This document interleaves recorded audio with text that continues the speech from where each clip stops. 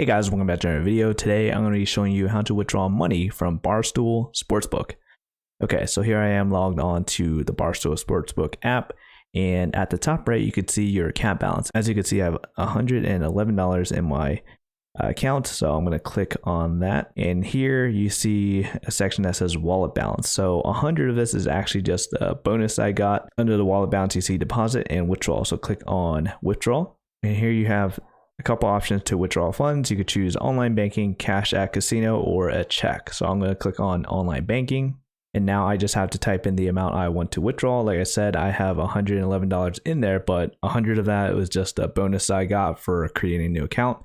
So I'm going to type in the amount that I want to withdraw, and after I've typed in the amount that I would like to withdraw, at the very bottom it says withdraw $11. So I'm going to click on withdraw $11, and just like that, my withdrawal is approved, and that is how you withdraw money from Barstool Sportsbook. If this video helped you out, be sure to hit that like button. Thank you guys for watching. I'll see you guys later.